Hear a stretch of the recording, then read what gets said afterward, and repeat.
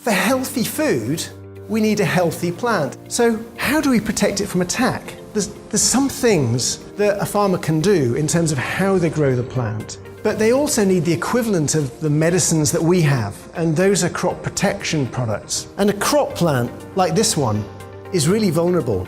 It can't run away. If it is attacked, there's nothing much it can do. If it catches a disease, it can't cure itself.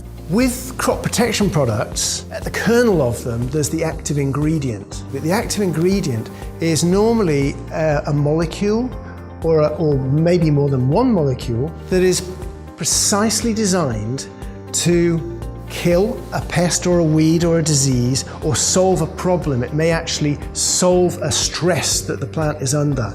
We don't find active ingredients by chance. We design them.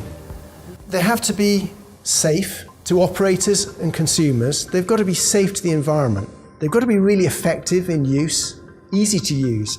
They've got to be cost effective also. Otherwise our farmers won't be able to use them. And to do that, we use a wide range of science. We design these by firstly using genomics to understand how the genes work and what are the critical points that we might be able to target a pest or a weed or a disease. We use physiology and biochemistry to understand what's going on inside the crop plant and inside the pests and diseases that are attacking it. We use biokinetics, which help us to understand how the active ingredients will move through the plant. Will they move into the root? Will they move into the leaves? How do we keep them out of a fruit, for example? We can use these to design the molecules, and our chemists are really clever at designing using that science to really precisely target the molecule, the active ingredient, exactly where we need it to do its job. This has had a huge benefit. Back in the 1960s, there were tens of kilos of active ingredient being applied to a hectare of a field. Today, it's tens of grams. It's minuscule.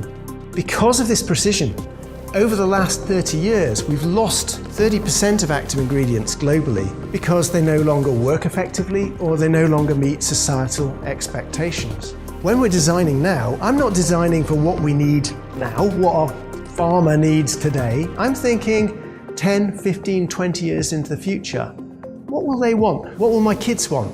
What will you want on your table in 10 or 15 years? And then how can we design our active ingredients to meet those expectations?